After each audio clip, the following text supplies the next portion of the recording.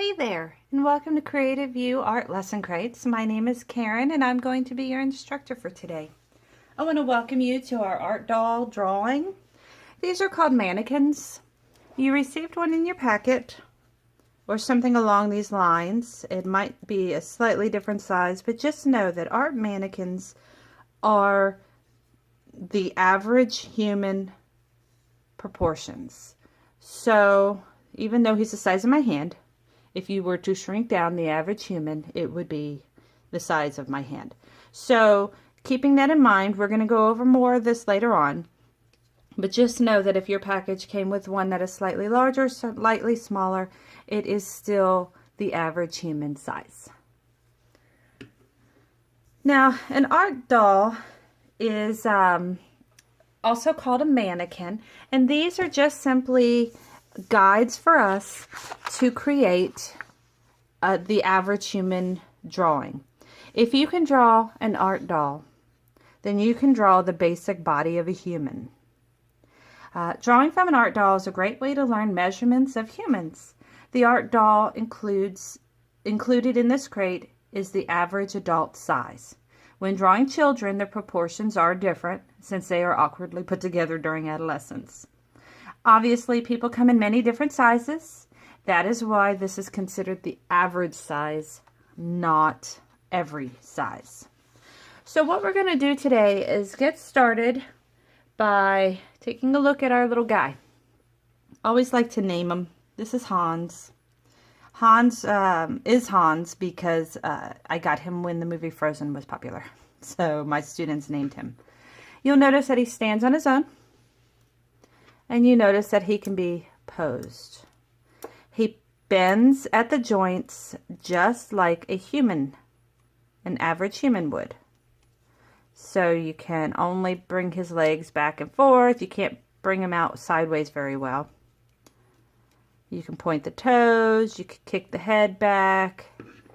You can do whatever pose you want.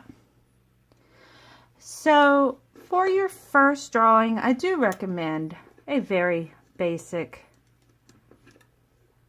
portrait of him straight on. Alright, now take a look. The average head is, now we're going to use my pencil as a guide. The average head, or is, I don't know how I'm trying to explain this. Okay, the average body is 1, 2, 3, 4, 5, 6 heads tall. So what that means is it takes 6 of his heads stacked on top of each other to be the average height. You'll also notice that the arm is 2 heads. The legs are 2 heads. These sections are approximately a head. Your body is incredibly mathematical. The head is also the chest, is also the hip. The head is also the foot. So that's the crazy thing that comes about with studying the average human form, is the simple fact that he is very mathematical. Now I have a piece of paper here, and what we're going to do is practice drawing just the portrait of him. Just this little square of him. So we want to start off with our little guy with Hans sitting right next to you, straight on. And I want you to try and trace the basic picture of what you're looking at. I mean, exactly. This is the chest plate. It curves in. He has a waist that's some kind of a little ball in there. He has hip. We have the balls at the thigh. Come down, come down. Let's go back up to shoulders, arms, ball, arm, ball, arm. Oops. Now, if you want to continue him down, you can. Knee is just below the hands. Come on down. Ankle, foot.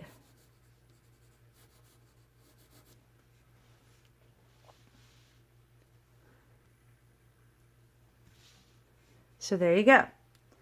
Let's do it again. This time, let's put a little bit more effort into the proportions.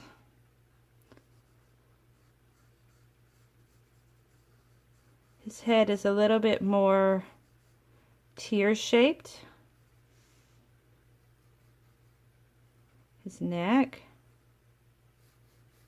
chest,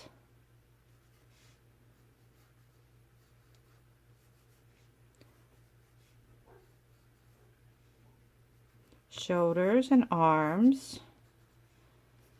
Whoops, sorry. Oh. And of course my good eraser's over here. I'm one of those artists that I use like 6 pencils at a time. You would think that I would just put a nice little eraser on my favorite pencils, but no, that would be way too easy.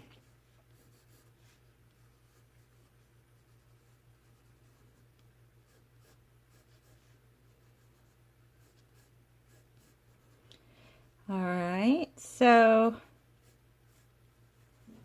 notice that my shapes are just simply lines and circles. Nothing special, just lines and circles.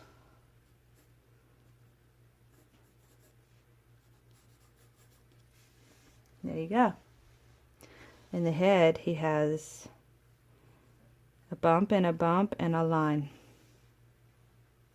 All right, so now we're going to enlarge this guy. We're going to literally do his upper chest area. And to do this, we want to make sure that we use a regular pencil.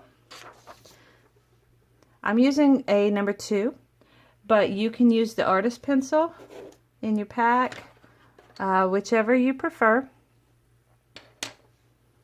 I want to go ahead, I'm going to set my little guy off to the side because you don't really need to see him. You have your own doll that you're working with. I'm just using a piece of the regular sketch paper. It doesn't need to be the good stuff. If you want it to be the good stuff, that's totally fine. It's up to you.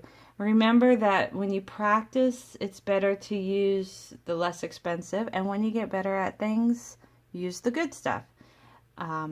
This is your call. This is a different lesson than what my other lesson crates are.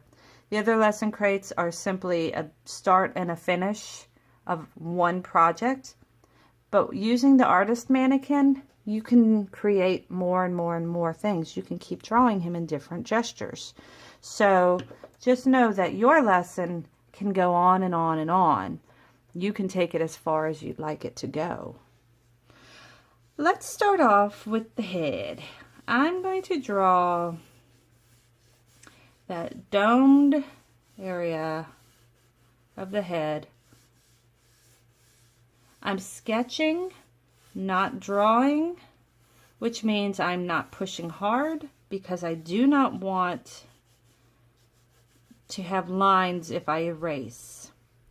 I'm going to come to a point here because his chin does on the actual mannequin. And I'm going to come straight up. It should be parallel with the line to the left and not to the right because he's leaning a little to the left. So these two need to be the same, not these two. If these two were the same, it would look like he was looking more to the right. We're going to curve up. And curve up. And all the way down. He has the ball under his neck. Now this angle shows part of the back of the shoulders as well as the front of the chest plate. So I need to draw the front of my chest and the back of my shoulders.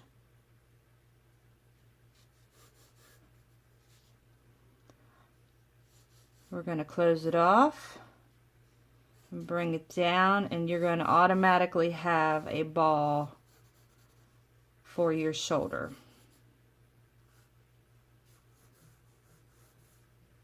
All I'm doing is simply drawing what I see. Don't create new lines. Just draw what you see.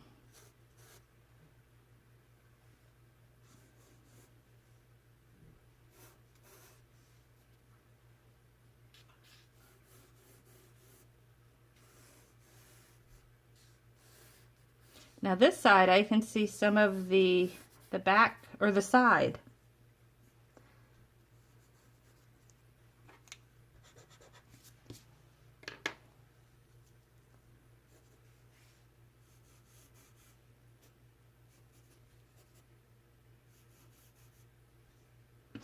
And there we go.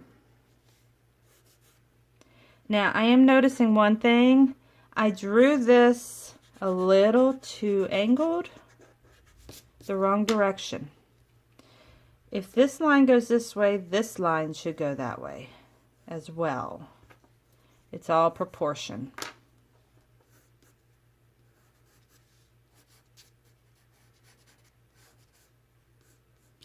So the reason I say that is if we were to have a box, which is what's going to be representing our chest plate, we wouldn't draw the box like this,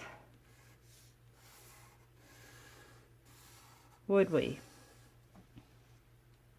No, because you're either looking down into a box, so this could be the inside of the box,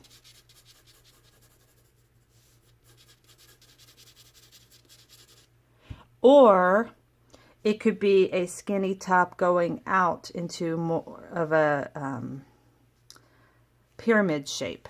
So this would be the incorrect box shape for a human chest. Now, if we were to draw a square, put all the lines going this way. Now, I didn't draw this one in because it's behind the wall. And then if I connected them, does it look like my box is facing the left or the right? The left. Now let's draw another box and have the lines going the other way.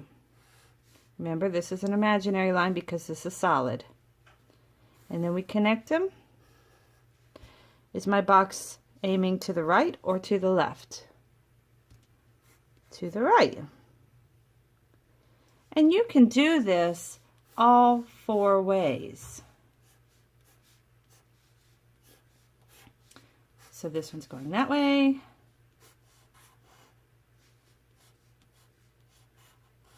This one's going that way. So if we were to take, let's say this one, and draw the neck and the head and the shoulders, do you see where I'm going with this? If it's aiming this way, things on this side are going to be slightly hidden. You can't have them like this with the arms. It just doesn't proportionately look right. It's not going to work. You want to do either facing the right way or the left, either looking up or looking down, totally up to you.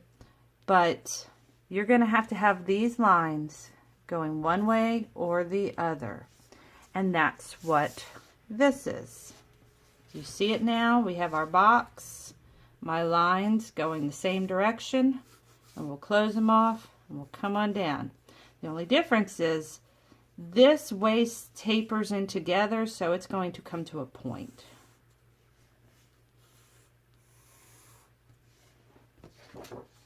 And there we have a basic mannequin. Now let's bring him to a whole nother level. How about we shade him? What I have here is an artist pencil. It is a B, 4B. And what a 4B is a very dark pencil. The way that these pencils go is this. If you have a number line, in the middle is HB, which is the kind of pencil that you get for number 2 pencils. They're just HBs. Do you see that? Can you see that? Boom, HB. See? So you have a regular HB pencil and you have numbers 1, 2, 3, 4, 5 going all the way up the number line. And we do it the other way too. Going both directions. Right? Now if you go this way, the higher the number, the blacker the line is. The higher the number, the lighter the pencil line is. Would help if that were a little bit more focused. So, the higher the number, the blacker. The higher the number, the lighter. So if you have an 8H and an 8B, which one's darker? B for black. Which one's light? 8H. In fact, if it's an 8H, it is really light. Now, why do they offer these kind of pencils? Well, it's a variety. I mean, I've done drawings that need very subtle coloring, and I've done drawings that need really dark lines. I prefer to use B's because I control the darkness with the pressure of my hand, but not everybody likes that, so it's up to the artist. Now this little guy here is a torchlion. It's a torch. It's a blending stick. It does the job of your fingers so you don't get all dirty. Now mine is already used. It's dirty. That's a good thing. That means I am an active artist. We're going to be using these, so keep it nearby. Now what we want to do is, using a darker pencil, I want to outline my whole picture. Now you notice I'm not using my hand as much as I'm using my arm, because using your arm is a little bit more free in form.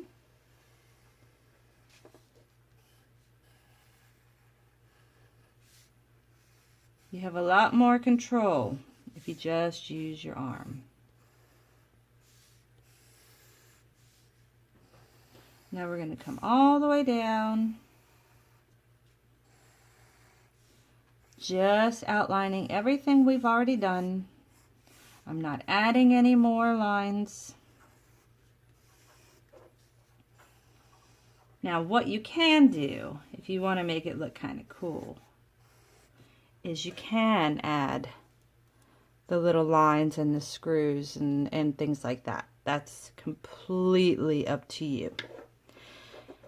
Now once you have this part done, you want to figure out which side the sun or the lighting source is going to come from. I'm going to say up here. So what I like to do is draw a very light little sun right at the top. And what that means is anything that is not facing this sun gets shadowed, because this side of his face can't see this part. Neither can on the left side of this curve, because if you take a look at your little guy, you'll notice that one side of the little face is darker than the other. Whoop. Because of the shadowing. So take a look at him and really see the shadows on the actual doll and draw it. Now obviously underneath is going to be dark because it's going to shadow itself. This is going to be dark. And the left side of that, the left side, the entire left side. Now I'm not sloppy with my lines, but I'm not super duper perfect. Now take a look here. This entire arm or shoulder is getting shaded because it's being blocked by not only the left side, but also the body. Okay.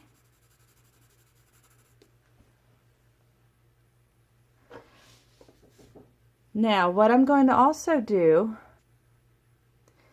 is shade the chest plate on the left side,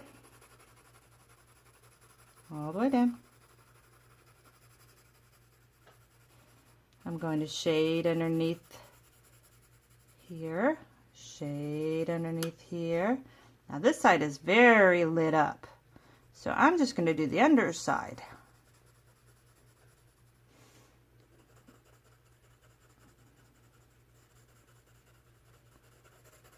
Practice with your shading. Get a good feel for when you light something with a lamp. Where does the light hit it and where does the shadow hit it? There's also going to be some shadow on this side of the divot as well. Alright, so now he's completely shaded, and now we're going to use our torch. You don't want to run your hand too much over your picture, so try and do it with your hand lifted. If not, turn your paper as you go. Use this torch as a blender. Rub, rub, rub. The further you drag that pencil, the better the blend looks. You see how I just did that? I didn't do any magic. Watch, I'll show you again. Right here. Gonna blend it. Now I could leave it just like that, or I can start, because there's pencil already on my torch, I can keep dragging it out until it fades away. See how cool that is? Go ahead and do the entire model. Only blend where you want that pencil to go. If by chance you get an area where you would really like it to have a shine instead, you can erase right on top. Okay? Now if you don't like using the torch, you can use your fingers, but it's just not as controlled as the torch. A little bit more blurry, but that's okay. It could be a look that you like. I'm going to go ahead and continue this part with my finger just so you can see it. Let me zoom out.